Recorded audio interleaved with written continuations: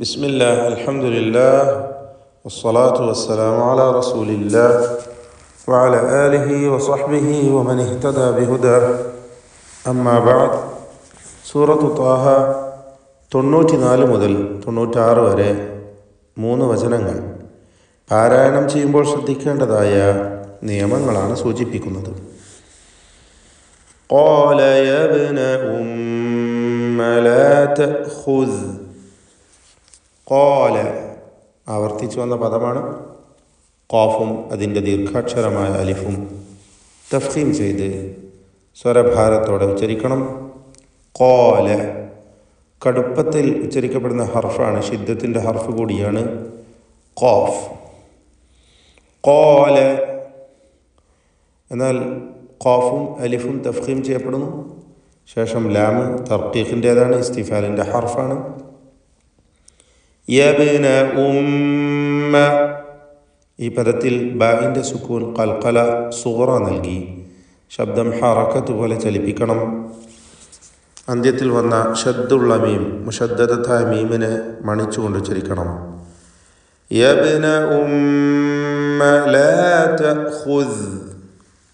ലാ തഖുദ് ഇത് ശ്രദ്ധിക്കുക, ഹംസ ക്ലിയറാക്കി.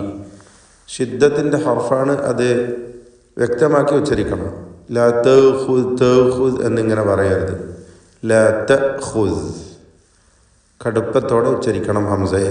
ലാ തഖുദ് തഫ്ഖീം ചെയ്യേണ്ട ഹർഫാണ്, ഇസ്തിഅലാൻ്റെ 7 അക്ഷരങ്ങളിൽപ്പെട്ടതാണ്, ഹൽഖിൻ്റെ ഹർഫാണ്. ലാ തഖുദ് ദാൽ പ്രത്യേകിച്ച് പരിശീലിക്കേണ്ട ഹർഫാണെങ്കിലും എല്ലാവർക്കും പരിചയമുണ്ട്. നാവിൻ്റെ അറ്റത്തിൻ്റെ മുകൾ ഭാഗം, മേലെ മുൻപല്ലിൻ്റെ അറ്റം, ഇതാണ് ദാലിൻ്റെ മഖ്റജ്. ഇതിന് റഖാവ എന്ന സിഫത്തുണ്ട്, ലൂസാക്കി. ലാ തഖുദ് എന്ന് അയവോടുകൂടി ഉച്ചരിക്കണം. ബിലിഹ്യതി ബിലിഹ്യതി ഹൽഖിയ അക്ഷരമാണ്, തൊണ്ടയുടെ മധ്യം ആണ് അതിൻ്റെ മഖ്റജ്, ശ്രദ്ധിക്കുക. വലാ ബിറഅസി ഇതിൽ റാഇന് മാത്രം തഫ്ഖീമുണ്ട്, തടിപ്പിച്ചുച്ചരിക്കണം. ഹംസ നേരത്തെ സൂചിപ്പിച്ചു. ബിറഅസി റ എന്ന് കടുപ്പത്തിൽ ഹംസ ഉച്ചരിക്കണം, ബിറഅസി എന്നായി പോകരുത്. ലാ തഖുദ് ബിലിഹ്യതി വലാ ബിറഅസി ബിറഅസി.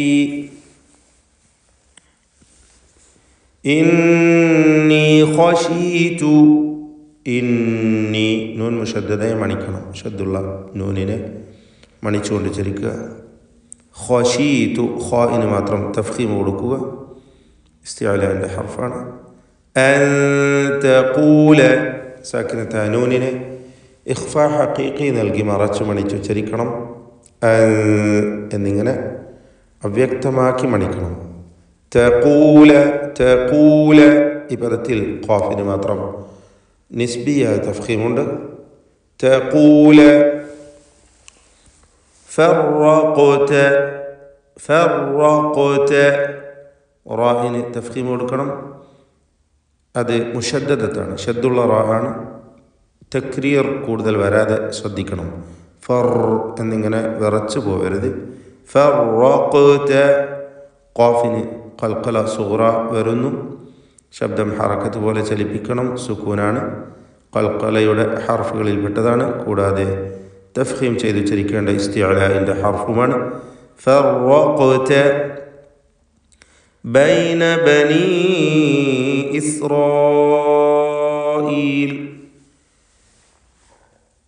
ബനീ എന്നതിലെ യാഇൻ്റെ ദീർഘം മദ് മുൻഫസിൽ ജായിസാണ്. 4-5 ഹറക്കത്തിൻ്റെ അളവിൽ യാഇനെ ദീർഘിപ്പിക്കേണ്ടതാണ്. അടുത്ത പദത്തിൻ്റെ ആരംഭത്തിൽ ഹംസ വന്നതാണ് മുൻഫസിൽ ആയ ഈ ദീർഘമുണ്ടാകുവാനുള്ള കാരണം. ഇസ്റാ എന്ന് പറയുമ്പോൾ റാഇന് തഫ്ഖീം, അതിൻ്റെ ദീർഘാക്ഷരമായ അലിഫിലും തഫ്ഖീം തടിപ്പിച്ച് ഉച്ചരിക്കണം. ആ ദീർഘമാകട്ടെ മദ് മുത്തസിൽ വാജിബ് എന്ന ദീർഘമാണ്. 4-5 ഹറക്കത്തിൻ്റെ അളവിൽ നിർബന്ധമായും ദീർഘിപ്പിക്കുക. ഇസ്റായീല വലം തർഖുബ് ഖൗലി വലം എന്നതിലെ സാക്കിനത്തായ മീമിന് ഇൽഹാർ ഷഫവി നൽകി മണിക്കാതെ വെളിവാക്കണം. തർഖൂബ് റാഇന് തഫ്ഖീമുണ്ട്, ശേഷം ഖാഫിനും തഫ്ഖീം.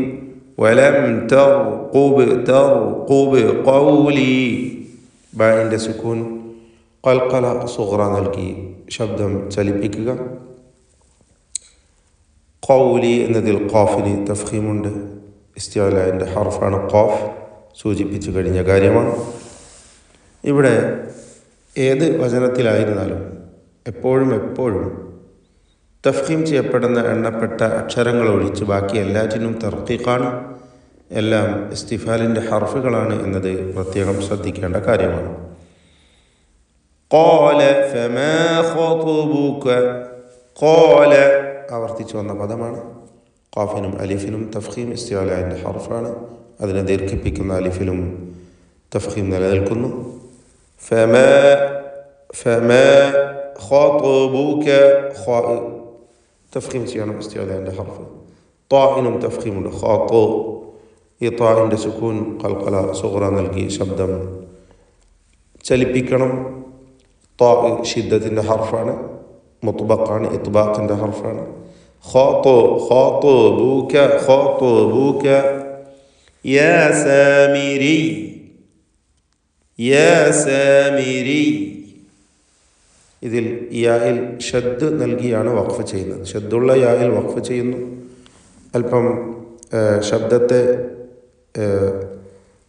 അല്പം ശബ്ദത്തിന് മർദ്ദം നൽകിക്കൊണ്ട് അങ്ങനെ വേണം വഖഫ് ചെയ്യുക. അവിടെ യാ സാമിരി എന്ന് ദീർഘിപ്പിക്കുകയോ യാ സാമിരിയ് എന്ന് ശബ്ദം ചലിപ്പിക്കുകയോ ചെയ്യരുത്. രണ്ടിനും മധ്യയാണ് വേണ്ടത്. യാ സാമിരി. ഖാല വീണ്ടും ആവർത്തിച്ചു വരുന്നു. ഖാഫും അലിഫും തഫ്ഖീം ചെയ്യുക. ബസുർതു ബസുർതു.